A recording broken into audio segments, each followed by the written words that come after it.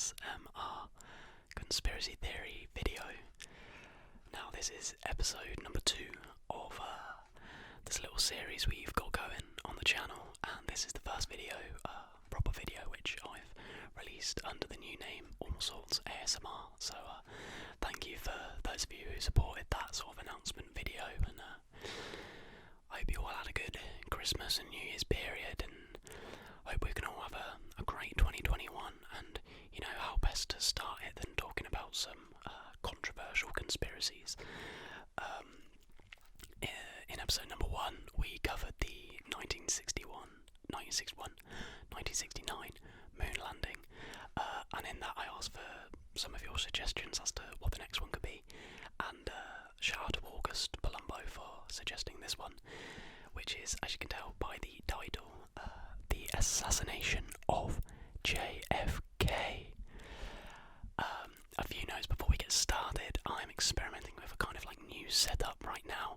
I'm actually holding my Blue Yeti in my hand. Hopefully it sounds okay. I'll try and edit out any like metallic-y sounds if there is any.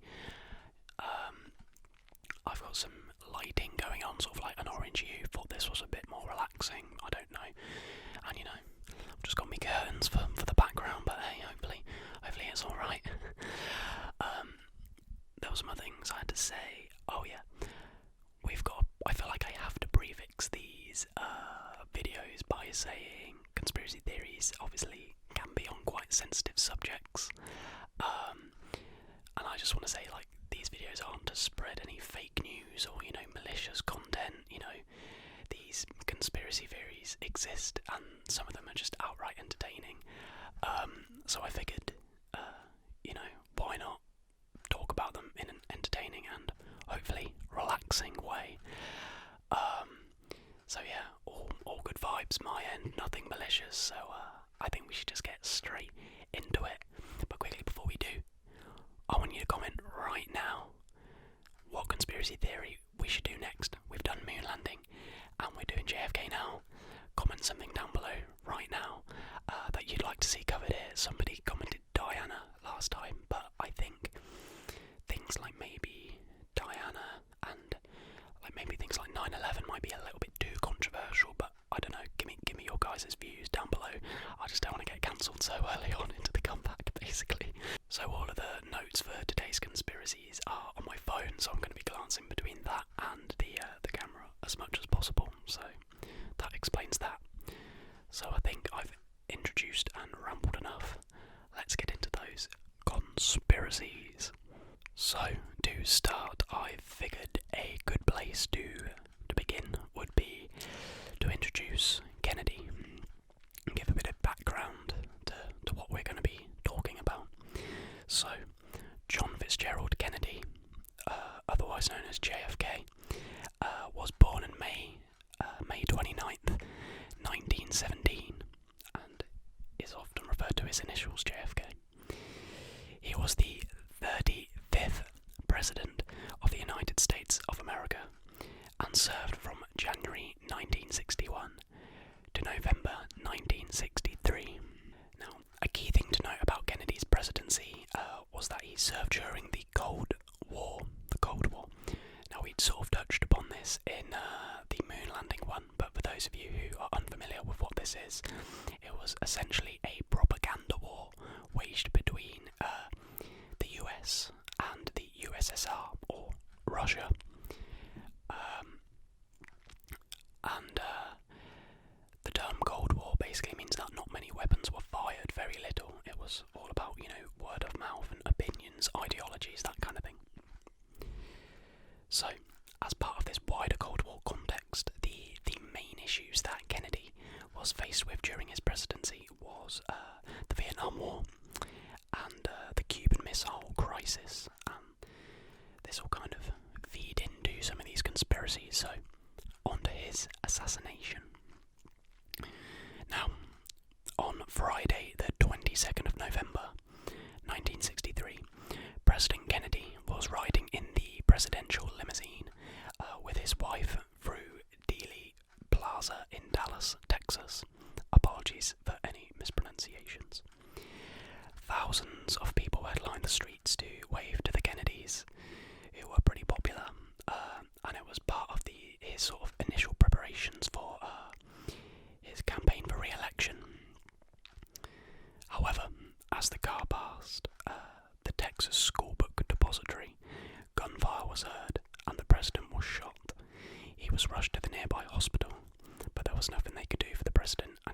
pronounced dead at 1 p.m, just around half an hour later. Very shortly after the assassination, the police arrested Lee Harvey Oswald, a recently hired employee at the Texas School Book Depository.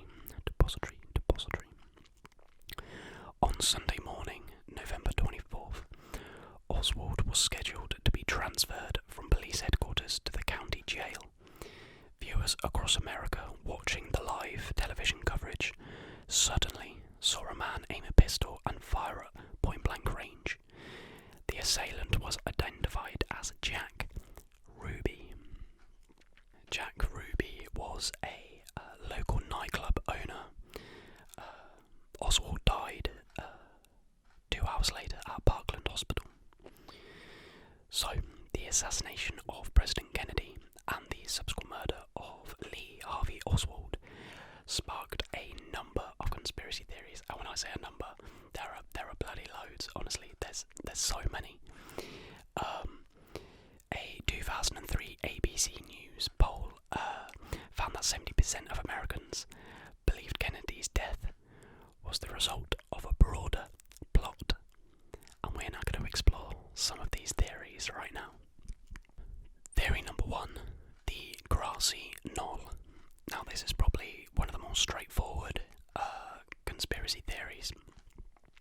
So many people believe that this assassination was not the act of a lone gunsman. In 1964, the Warren Commission concluded that Lee Harvey Oswald acted alone, and that Jack Ruby also acted alone when he killed him. However, conspiracy theorists argue that JFK was actually shot from a second location, a grassy knoll. Now, the grassy knoll was basically this hill which overlooked the area where Kennedy was assassinated. The House of Representatives may be partially to blame for this theory sort of sprouting and growing, as in the late 1970s, the Select Committee on Assassinations, which reinvestigated JFK's kill as well as Martin Luther King Jr.'s, they concluded that there was probably a second shooter. So, and they said that it was most likely on this grassy knoll. So, it agreed with the Warren Commission that Oswald did in fact assassinate Kennedy, but it actually concluded that the Commission's report and the original FBI investigation was seriously flawed. The HSCA concluded that at least 4 shots were fired, with a high probability that 2 gunmen fired at the president, not 1, and that a conspiracy was probable. So this was like an official commission said that a conspiracy was probable, and it was likely 2 gunmen. So that's kind of like a basic level conspiracy, that there was more than 1, basically. So I've titled the next conspiracy theory the Umbrella Man. Now, the day Kennedy was assassinated, it was a hot one, and this is relevant. I'm not just interested in American weather. The Zapruder films, which was basically footage of the president's motorcade, and obviously eventually of his assassination, captured images of a man with an umbrella, who has subsequently become subject to a number of conspiracy theories, and he's been branded the Umbrella Man. So the Umbrella Man was one of the closest bystanders to where the president was shot, and the footage shows the man to lift up an open umbrella as the Kennedy motorcade passed, despite it not raining. It was hot. So, one conspiracy theory about this is proposed by assassination researcher Robert Cutler, and he suggests that a dart with a paralysing agent could have been fired from the umbrella, disabling Kennedy and making him a sitting duck for a bullet. A more compelling theory was that this umbrella was used as a signal for the hidden gunmen to take their shot. However,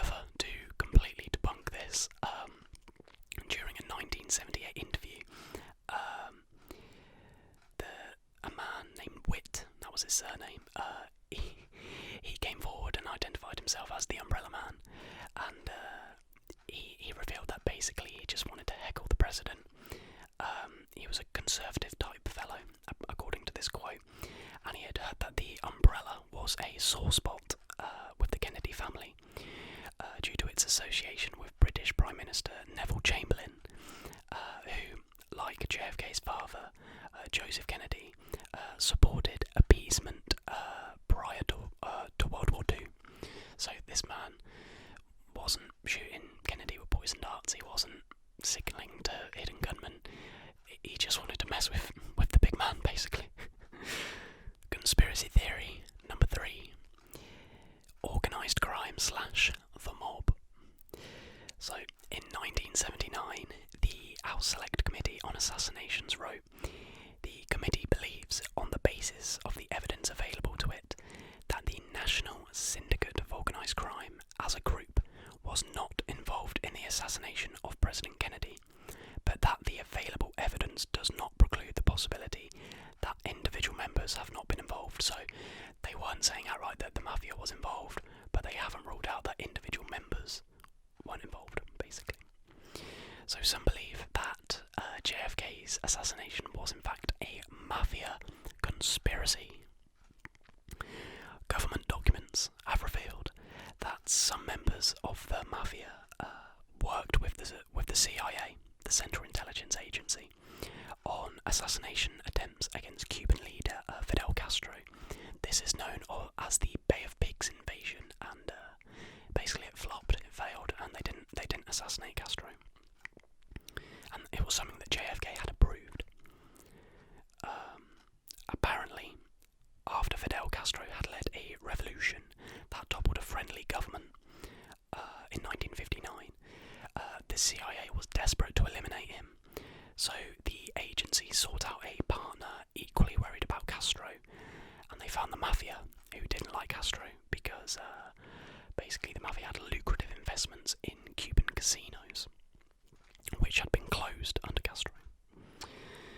Many Cuban exiles and mafia bosses disliked President Kennedy, blaming him for the failed Bay of Pigs invasion.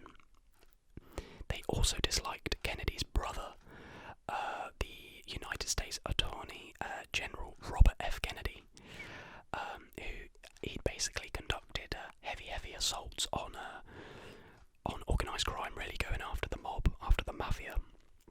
And the mafia felt hard done by this because allegedly the mafia had helped Kennedy get into power by, swaying votes in certain states. But again, that's another conspiracy. Some conspiracy researchers have alleged a plot involving elements of the mafia, the CIA, and anti-Castro Cubans, who apparently were annoyed at what they viewed as Kennedy's appeasement policies with communist Cuba and the Soviet Union. So essentially these groups are turning against Kennedy because the mafia wanted their casinos back and making money. The CIA were annoyed that Castro was still in power and the Bay of Pigs invasion failed. And obviously anti-Castro Cubans, they're not a fan of Castro. So information released in 2006, so this is like, information is still bleeding out slowly. Info released in 2006 by the FBI has led some to conclude that Carlos Marcello confessed to his cellmate in Texas, Jack Van Lanningham, an FBI informant, using a transistor radio that was bugged by the FBI, to have organised Kennedy's assassination, and that the FBI covered it up. It covered up all the info it had in its possession. So apparently this bloke Marcello confessed that he was involved in the assassination. In a documentary called The Men Who Killed Kennedy, which was made by the History Channel, so it's not just some knockoff, this is the real deal. Christian David was a Corsican mafia member, and he was interviewed in prison, and he said that he was offered the assassination contract on President Kennedy, but that he didn't take it. He did, however, know the men who did accept the contract. According to David, it was 3 shooters, not 1. He provided the name of one, Lucien Sarti. David said other 2 shooters were still alive, it would break a code of conduct for him to name them. So the fact he's named one maybe gives it a bit of credibility, and the fact he's still trying to cover the other 2 up, I don't know. Many authors have since tried to summarise all of these elements of conspiracies around the mafia and the government by arguing that government officials felt obliged to help the assassins cover up the truth because the assassination conspiracy had direct ties to American government plots to assassinate Castro. So this for me is the most compelling conspiracy. Really complicated, intrinsic, complex, political, cultural things, and I think it makes sense that all of these groups would want Kennedy dead. As I said, the mafia want their money. They've got heavy investments in casinos. The FBI, are annoyed that Castro's still in power. The Bay of Pigs invasion failed. Maybe felt that Kennedy could do more, and many began to feel that Kennedy was beginning to appease the Soviet Union and Cuba, who were communist. So part of this overarching Cold War context, I guess. So yeah, very interesting. Obviously, this is all alleged. Please don't assassinate me. Now the final element, the final conspiracy I've got is that the government did it, which kind of ties into the last one, but is more focused on Lyndon Johnson. Now, a 2003 Gallup poll indicated that nearly 20% of Americans suspected that Lyndon B. Johnson was involved in the assassination of JFK. With his 1968 book, The Dark Side of Lyndon Baines Johnson, Joachim Weston is credited by Bugliosi as being the first conspiracy author to accuse Johnson of having a role in the assassination. According to Justin, Johnson played the leading part in a conspiracy that involved the Dallas oligarchy and local branches of the CIA, the FBI, and the Secret Service. So this bloke, Joachim Justin, is basically the first person to go for Lyndon Johnson. Now, the fact that JFK was seriously considering dropping Johnson from the ticket in favour of NC Governor Terry Sanford, should Kennedy run in 1964, has been cited as a possible motive for Johnson's involvement in the assassination. In 1968, Kennedy's personal secretary Evelyn Lincoln wrote in her book that President Kennedy had told her that Lyndon Johnson was about to be replaced. This conversation apparently took just 3 days before Kennedy's assassination. Seems kind of sus to me. Historian Michael L. Kurtz wrote that there is no evidence suggesting that Johnson ordered the assassination of Kennedy. According to Kurtz, Johnson believed Castro was responsible for the assassination, and that Johnson in fact covered up the truth because he feared the possibility that retaliatory measures against Cuba might escalate to nuclear war with the Soviet Union. So actually there's an argument that it was Castro who had Kennedy assassinated, but Johnson was the one to in fact cover it up because he didn't want no beef with the USSR. So yeah, that's it for all I've got actually. Like I said, there are so many more elements and so many more conspiracy theories that I could go on for ages about, honestly. Look them up yourself, it's really interesting. I hope this wasn't too waffly. I felt myself at points just reading and reading, but if it's relaxing, if you're finding it interesting, then I guess that's the main thing, right? But do let me know if it was too waffly. I tried to clarify certain things, but still new to this. Don't know what's good, what's not at the end of the day. So everybody, thank you so much for stopping by and watching this video. I really hope you found it both entertaining and relaxing.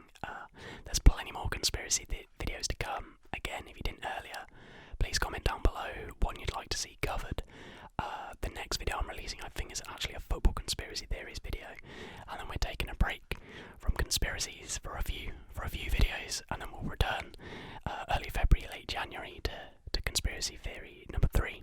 I've got a good schedule coming, so if you like conspiracy conspiracy theories, consider hitting that subscribe button, leave a like if you did enjoy, and I will see you all in the next video.